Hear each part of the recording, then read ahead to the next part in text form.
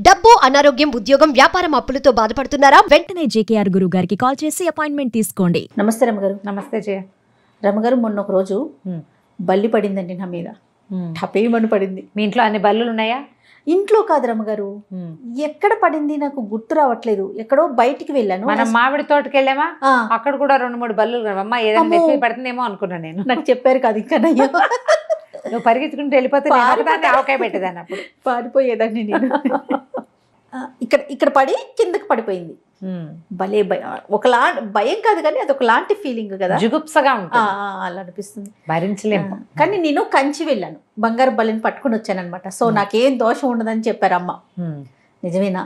నిజమే. అవునండి. మనం కంచి వెళ్ళొచ్చి అట్లా పట్టుకుంటే కనుక ఏముండదా? కంచిలో వెండి బల్లి, పమిడి బల్లి వాటిని తలుచుకోవాలంటారు. అవి ముట్టుకుంటే కనుక బల్లిపాటు ఫలితం ఉండదంటారు. సాధారణంగా బల్లులు ఇళ్లల్లో ఉంటే ఇప్పుడు కొంచెం మనకి తక్కువే ఉన్నాయి. ఇప్పుడు మనం చూసే ఇంతంత బల్లులు 2-3 ఉంటాయి, అవే తిరుగుతుంటాయి అక్కడక్కడ. ఇది వరకు మన దాన్ని ఏమంటారు, పెంకుటిళ్ళు, పాకలు, వెదురు పాకలు ఉండి పైన తాటాకులు పరిచినవి, పూరిళ్ళు ఉండేవి. నిట్టాటిపై ఇళ్ళు ఉండేవి, 4 నిట్టాళ్ళు ఉండే ఇళ్ళు ఉండేవి, ఏవో ఇట్లా ఉండేవి ఇళ్ళు. ఈ పాకల్లోనూ తర్వాత ఈ మన పెంకుటిళ్లలోనూ సరంబీలు అవి ఉండి వాటి నిండా బల్లులు గుడ్లు పెట్టి యథేచ్ఛగా ఇళ్లలో తిరుగుతూ ఉండేవి. ఈ బల్లి పడేసరికల్లా బల్లికి మనకు ఏంటంటే బల్లి పంచాంగం ఒకటి ఉంది మనకి. పంచాంగంలో బల్లి శాస్త్రం బల్లిపాటుకి ఫలితము అని రాస్తారు. ఈ ఫలితం కూడా ఆడవాళ్ళకి వేరు, మగవాళ్ళకి వేరు. ఆ మగవాళ్ళకి కుడివైపున పడితే శుభమని, ఆడవాళ్ళకి ఎడం వైపు పడితే శుభమని చెప్తారు.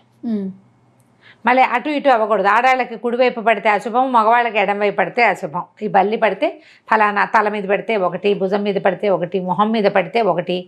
మొహం మీద పడితే కుడి భుజం మీద ఏదో ఏం పర్వాలేదు, నువ్వైనా కంచెల బల్లిని ముట్టుకున్నావు కదా, బంగారు బల్లి, పర్వాలేదు నీకేం లేదు.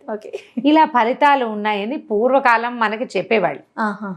ఇప్పుడు ఆ ఫలితాలు ఉన్నాయో లేవో, అవి నమ్మాలో వద్దో మనకు తెలీదు. అయితే చంపకూడదని కూడా, బల్లిని చంపకూడదు, తోలేయాలంటారు. అందుకని చీపురు పుచ్చుకు తోలేయండి అని చెప్పాను. జనాలకు నచ్చలేదు. చంపేయమంటున్నారా? ఏమిటో పాపం వాళ్ళు ఏమనుకుంటున్నారో మనకు తెలీదు. అయితే ఇప్పుడు ర్యాట్ ట్రాప్స్ వాళ్ళు చెప్పలే, ఇప్పుడు గుర్తొచ్చింది, నేను ఆ మాట చెప్పలేకపోయాను అనిపించింది. అప్పుడు మనం బొద్దింకులు కదండి, బల్లులు కూడా చేసాం. బల్లుల్ని చీపురు పుచ్చుకుని బయటికి దోసేయండి అని చెప్పాను నేను. జనానికి బాగా ఎక్కలేదు. మీకు తెలీదా అన్నారు. తెలుసు, నాకు గుర్తులేదు ఆ టైంలో. అంతే. ఏంటిది రమ్మగారు? ఇప్పుడు ర్యాట్ ట్రాప్స్ దొరుకుతున్నాయి కదా, ఆ ర్యాట్ ట్రాప్ పెడితే దాని మీద అతుక్కుపోతుంది. కానీ అతుక్కుపోయిన బల్లి మరణిస్తుంది పాపం, దానికి ఇంకో దారి లేదు. కానీ పెట్టేస్తే ఆ పెద్ద పెద్ద బల్లులు అతుక్కుపోతే తీసుకెళ్ళి డస్ట్బిన్లో పడేస్తే దాని దారిన అది ఎప్పటికో దానికి విముక్తి వస్తే వస్తుంది, లేకపోతే లేదు. మనం చేత్తో చంపినట్టు కాదు, ఇలా చేయొచ్చు. కాకపోతే ఈ ఇంట్లో బల్లులు తక్కువ ఉండి పెద్ద పెద్దవి చిన్నవి ఏమైనా మీద పడితే ఇలా బల్లి సమాచారం మనం పంచాంగంలో చూసి తెలుసుకోవచ్చు. మీరు వెళ్ళొచ్చుంటారు కంచి కదా? కంచికి వెళ్ళాను, నేను ముట్టుకున్నాను. 2 సార్లు వెళ్ళా ఇటీవల కాలంలో. ఇదివరకు ఎప్పుడో వెళ్ళాను. అయితే ఈ కంచి కనుక ఎవరైనా వెళ్ళిన వాళ్ళు ఉంటే వాళ్ళని ముట్టుకుని కూడా కంచిలో వెండి బల్లి, పమిడి బల్లి, బల్లిపాటు దోషం నశించాలని ఒక దండం పెట్టుకుంటే పోతుందని చెప్తారు. ఒక స్నానంతో కూడా సరిపోతుంది. ఊళ్ళలో ఏం చేస్తే పసుపు వేసుకుని నీళ్ళలో స్నానం చేస్తే ఒకవేళ కుడివైపు పడకూడని చోట పడినా దాని దోషం ఉండదు. అక్కడ ముట్టుకున్నా ముట్టుకోకపోయినా అంతేనా? ముట్టుకున్న వాళ్ళకి ఏ దోషము ఉండదు అంటారు.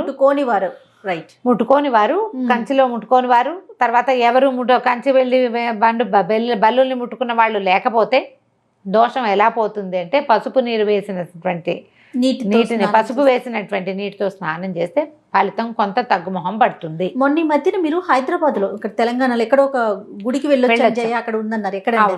ఇప్పుడు ఇది కంచిలో మనకి వెండి బల్లి, పమిడి బల్లి ఉన్నాయి. అంటే వెండి బల్లి, బంగారు బల్లి ఉన్నాయి కదా. మనకి హైదరాబాద్ దగ్గరలో ఇది ఎక్కడ నుంచి, పటాన్ చెరువు నుంచి కూడా దగ్గరే, కొడకంచి ఆ ఊరి పేరు. కొడకంచి. కంచెళ్ళ లేకపోతే కొడకంచి వెళ్ళొచ్చు అంటారు. ఈ తెలంగాణ ప్రాంతంలో చెప్తారు. ఏం దేవాలయం అండి? ఇది ఆదినారాయణ స్వామి దేవాలయం. దాదాపుగా 900 సంవత్సరాల నాటి గుడి. అబ్బా, ఓకే. చాలా పాత గుడి. అసలు స్వామి అబ్బో ఎంత బాగున్నాడో, ఎంత చక్కగా ఉన్నాడో. దేవేరులు ఇద్దరిని 2 తొడల మీద ఒళ్ళో కూర్చోబెట్టుకుని ఉన్నట్టుగా ఉంటుంది విగ్రహం. కవచం వేసింది. సంవత్సరానికి ఒక్కసారి కవచం తీసి అభిషేకం చేస్తారు. సాధారణ జనానికి దర్శనం ఇవ్వరట, కానీ కవచం లేకుండా అభిషేకం చేస్తారు. అభిషేకం అప్పుడు చాలా విశేషంగా చేస్తారట, ఏడాదికి ఒకసారిట. తర్వాత మళ్ళీ కవచంతో స్వామివారి ముఖం వెడల్పుగా, పెద్ద పెద్ద విశాల నేత్రాలు, చక్కటి నాసిక, పెదివలు మొహం నవ్వుతున్నట్టు గండస్థలం అది ముచ్చటగా ఉంది. అమ్మవార్లు ఇద్దరు ఇక్కడ 2 ముఖాలు కనబడుతుంటాయి. దగ్గర కూర్చున్నారు కదా, వాళ్ళ ముఖాలు కూడా కనిపిస్తాయి.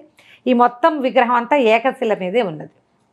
ఇదట 900 ఏళ్ల క్రితం ఆ ప్రాంతపు రాజుగారికి రామ్మోహన్ రావు అలాంటి పేరు ఏదో ఆయనకి, నేను ఇక్కడ పక్కనున్న నింబాపూరో ఏదో అడవులు, అక్కడ అడవుల్లో ఉన్నానని చెప్తే ఆయన ఎక్కడో తెలుసుకోవటం వెళ్ళి వెతికేట కనపడలేదు. అయితే ఒక గరుడు పక్షి వస్తుంది, ఆ పక్షి ఎటు వెళ్తే పక్షి వెనకాల వెళ్తే కనపడుతుందని మళ్ళీ కల వచ్చిందట ఆయనకి. ఆ గరుడు పక్షి వెనకాల వెళ్తే వారికి ఆ విగ్రహం లభించింది. ఆ విగ్రహాన్ని వెనక్కి తీసుకొచ్చి ఇక్కడ ఈ ఊర్లో ఒక గుట్ట మీద స్థాపించారు.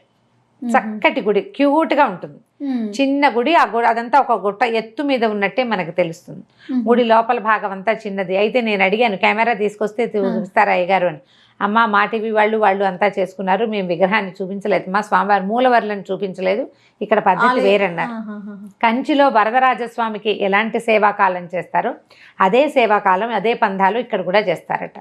స్వామివారికి ఎదురుకుండా ముఖమండపంకి పై భాగంలో ఈ వెండి బల్లి పమిడి బల్లి ఉన్నాయి, 2 ఉన్నాయి. అయితే దాన్ని ఏదో కవర్ చేశారు ఇప్పుడు రేకుతోటి, కానీ అక్కడ ముట్టుకోండి అని చెప్పారు.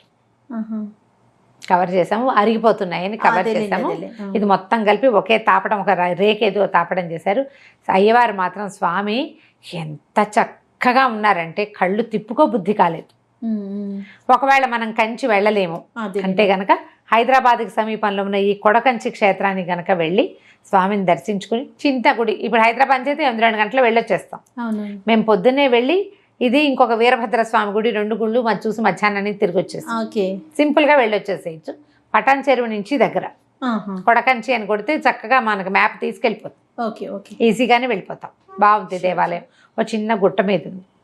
ఈ బల్లిపాటు అంటే మనకి ప్రధానంగా జుగుప్సగా ఉంటుంది అంతే. ఒక చూడ్డానికి బాగుండని ఒక సరీసృపం లాంటిది ఒంటి మీద పాకితే దాని ఇరిటేషన్ని తట్టుకోలేకపోతాం మనం. ఆ చికాకు వల్ల టెన్షన్ పుట్టి ఏదైనా అవుతుందేమోనని అనిపిస్తుంది, కానీ దానివల్ల వచ్చేవేమి గిలర్జీస్ కూడా పెద్దగా ఏమి ఉండవు. మనసులో పుడతాయి ఎలర్జీస్, శరీరానికి వచ్చేదైతే ఏం లేదు. పంచాంగం చూసి ఏమైనా చేయదలుచుకుంటే చేయొచ్చు, లేకపోతే నేను చెప్పినట్టుగా ఈ క్షేత్రానికి వెళ్ళి చూడొచ్చు. కంచికి వెళ్ళినప్పుడు వరదరాజస్వామి దేవాలయంలో కనపడతాయి, పట్టు ముట్టుకోవటం అవైనా చేయొచ్చు మనకు అవకాశం ఉంటే.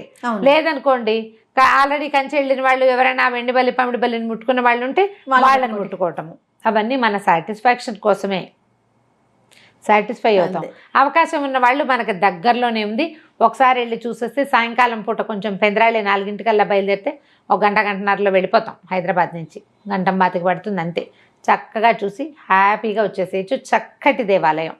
అక్కడ వెళ్ళి ఇవి ముట్టుకుంటే ఫ్యూచర్లో ఏదైనా మనకు ప్రాబ్లం ఉన్నా బలిపడినా మనకేం అనుమానం ఉండదు. ముందు స్వామివారు అద్భుతం అంటున్నారు, చాలా బాగుంది, చాలా పురాతన దేవాలయం, 900 సంవత్సరాలు అయింది అది. అది క్లియర్గా ఉంది. అక్కడ ఉన్న అయ్యవారు కూడా ఆ కథ అంతా చెప్తారు చక్కగా. బాగుంది స్టోరీ, కథ బాగుంది, దేవాలయము బాగుంది. ఇప్పుడు ఈ బల్లి శాస్త్రం కోసం మనం ఈ దేవాలయం సంగతి కూడా చెప్పేసుకున్నాం. మన అవకాశాన్ని బట్టి మనం ఏదైనా చేయొచ్చు. లేదా మీకు ఏమి నమ్మకం లేదు, చికాగ్గా ఉంటే స్నానం చేయండి, లేదనుకోండి మీ ఇష్టం వదిలేసేయండి, ఏం కాదు. ఏమైనా అవుతుందన్న భయం ఉంటుంది, మనం ఒక పద్ధతిని ఫాలో అవుతాం. అవునవును. బల్లి మీద పడింది, తర్వాత ఏదైనా జరిగితే రిలేట్ చేసుకుంటూ ఉంటాం, ఆ రోజు బల్లి మీద పడింది అందుకే ఇలా అయింది అని కదా. రిలేషన్స్ ఏవి పెట్టుకోమనుకో, అలాంటివి ఏ రిలేట్ చేసుకోం మనం, ఓకే గొడవ లేదు. కానీ రిలేట్ చేసుకోకుండా ఉండగలమా? అస్సలు మనకి లేవు, మనం ఎవరికో చెప్తాం. ఇరుగు పొరుగు ఫ్రెండ్స్, అరే నువ్వు ఆ రోజు చెప్పావా దానివల్లేరా ఇది అయింది అంటారు. అక్కడి నుంచి మనకు భయం మొదలవుతుంది. భయాలు పోగొట్టుకోండి, భగవంతుడిని నమ్మండి. తప్పకుండా రమ్మగారు. నమస్తే. నమస్తే.